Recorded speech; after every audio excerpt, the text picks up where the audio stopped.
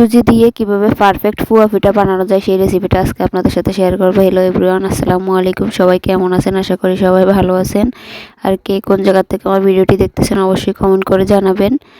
আর যদি আমার YouTube channel থেকে দেখে থাকেন অবশ্যই চ্যানেলটি সাবস্ক্রাইব করে একটা লাইক দিয়ে যাবেন ভিডিওতে।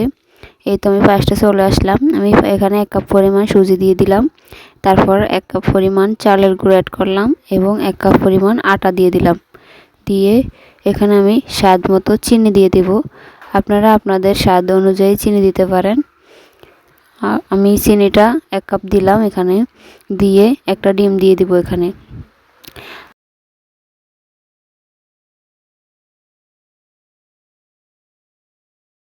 আমি একটু স্বাদ মতো লবণ দিয়ে দিব।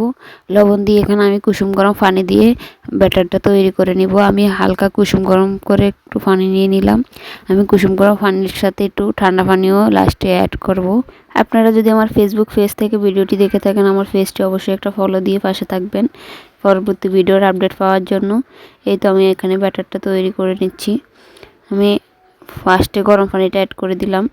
কিছুক্ষণ নাড়াচাড়ার পর আমি এখানে ঠান্ডা পানি দিয়ে দেবো। এই তো আমি ঠান্ডা পানি দিয়ে দিলাম।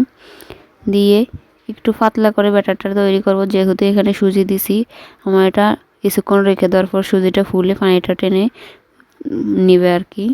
এই তো আমি ব্যাটারটা তৈরি করে এখন রেখে দিলাম কিছুক্ষণের জন্য। আমি প্রায় আধা ঘন্টার জন্য রেস্টে রেখে দিয়েছি। আধা ঘন্টা পর আমি একটা চুলাতে একটা ফ্রাই প্যান দিয়ে এখানে বেশি করে তেল দিয়ে দিলাম। দিয়ে এখানে আমি এবার 1 চামচ করে দিয়ে পিঠাগুলো ভেজে নিব।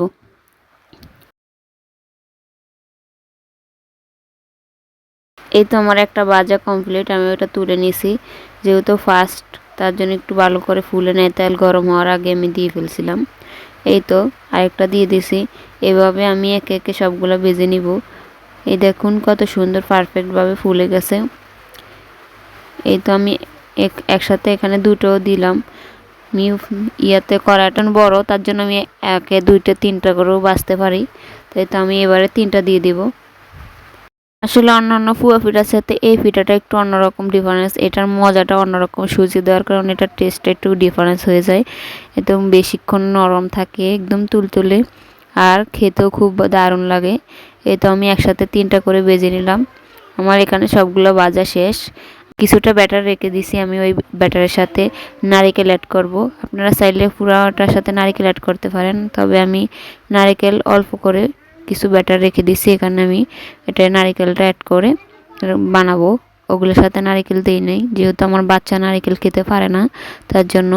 পারে না বলতে, ও আসলে খেতে চায় না নারিকেলটা। এই তো আমি আবার একে একে ভেজে নিচ্ছি। আর আজকের ভিডিও এখানে শেষ। সবাই কেমন হয়েছে জানাবেন। সবাই ভালো থাকবেন। আল্লাহ হাফেজ।